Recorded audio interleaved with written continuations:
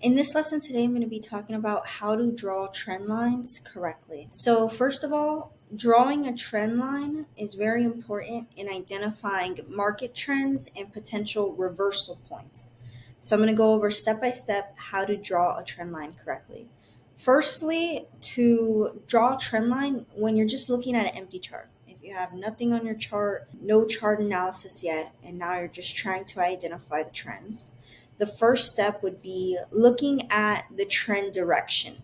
So if we're looking at this chart on SPY, how we could tell the direction of a trend is by looking at highs and lows. So for example, there was a high here. This high is lower relative to this previous high. So when we have lower highs, that could be a sign of a downtrend. So for example, here, this might be the highest high. This one's going to be a lower high, and this one's going to be another lower high. So here, when we first identify, we have a high here, then we have a higher high, and this is a lower high relative to that high. We could already start gauging the trend direction. So a downtrend is bearish, and if prices are generally moving downwards, you'll be drawing a resistance trend line. So if prices are generally moving downwards, we are going to be drawing a resistance trend line.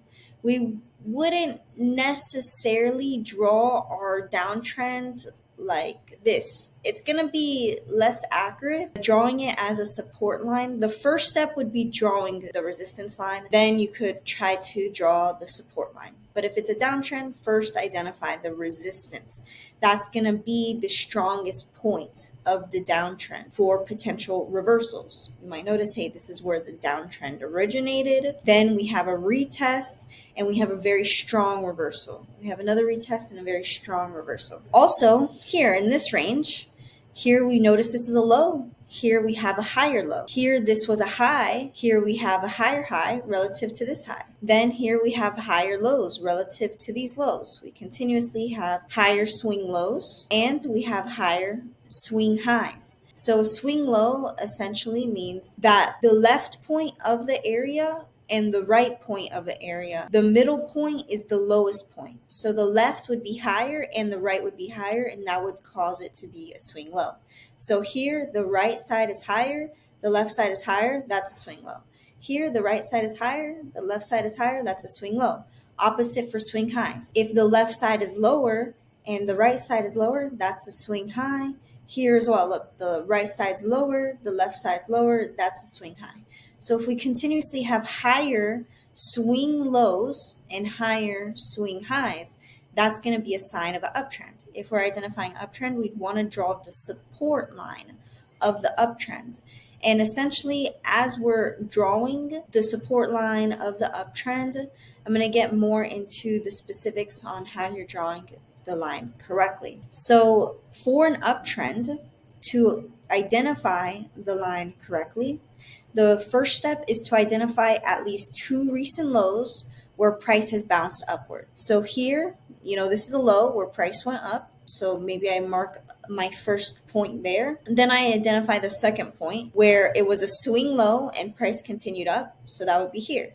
And then if I put my trend line in the right place of that second line and I just extend it out from that point, it's pretty accurate.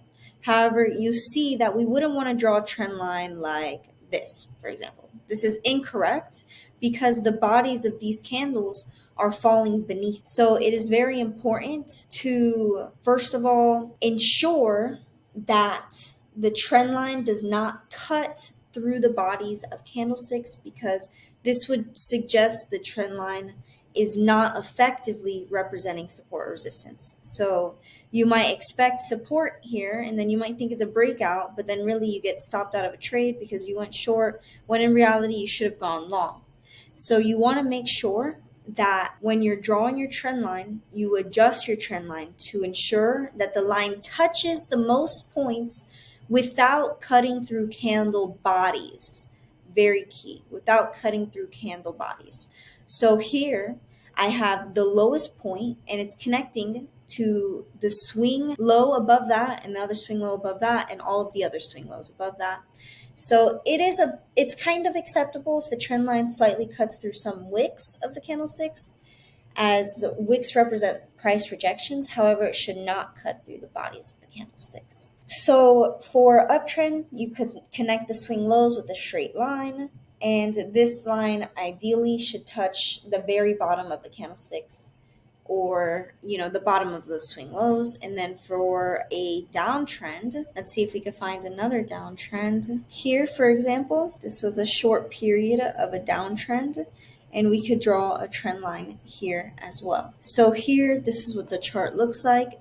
And in a downtrend, we want to connect the swing highs with a straight line as resistance. So we might see here that this was like one of the recent swing highs, and then here is another swing high. And we could connect those swing highs, and boom, you'll notice that here we had two levels of the swing highs, and it seemed like, hey, price didn't necessarily touch it.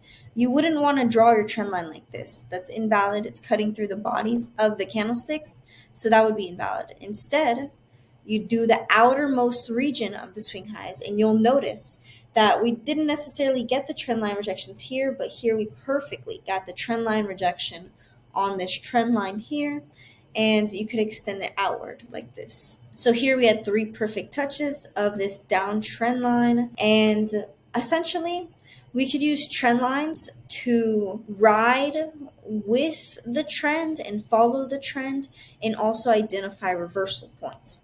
So for example, let's draw an uptrend here, connecting the swing lows. It would probably look something like this if you didn't see any of this, for all these points where the trend line was respected. So here we had 1, 2, 3 swing lows connected. So at this point, we could have clearly identified this new uptrend line. 1 point, 2 points, 3 points tested.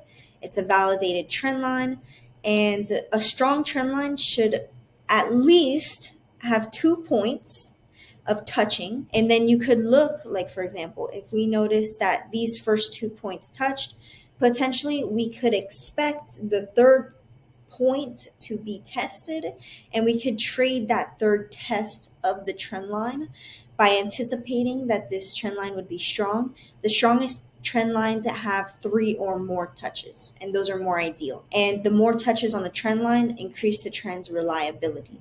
So when price tests the trend line, we want to observe how price behaves when it approaches the trend line. Strong reactions to the trend line, such as bounces off of it in an uptrend, is a good sign, and it validates its significance when we see a bounce on it. In a downtrend, the rejections on the trend line would validate its significance. So when it comes to trading off of the trend line here, like I said, there's 2 points. We could wait for the retest, and you could trade bounces, trading the trend. So when it bounces off here, it has a positive reaction, then you could take calls, and you could target, potentially a supply zone. Like for example, here, there's like a rally-based drop supply zone. You could target that area. It went straight into the supply zone. That could have been a good trading setup there. When it retests the trend line again, like here, you could target a previous swing high, and here it tests that swing high again. And let's see, once it breaks the trend line, you'll see here we didn't have a bounce, we had a break. So if it breaks the trend line, we could trade anticipating a reversal, and we could take puts. And here it didn't necessarily work the best. I mean, we're looking at the 4 hours, so if you took puts immediately on the break, you could have had a successful day trade. And that break happened at 9:30 a.m. and it went all the way down until the next day, like 9:30 a.m. This is the next candle. So the full day, it went down on the break of that trend line.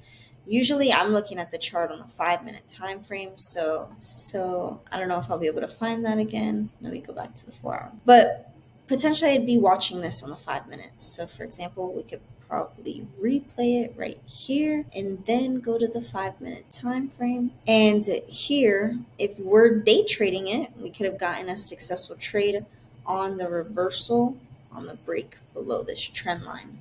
So for example, if you just play it forward, if we're looking at this on the 5-minute, boom, the break. You could take puts, put your stop loss above that previous high, and then you could be in this trade pretty much for the entire day. And you can see here that price continued below.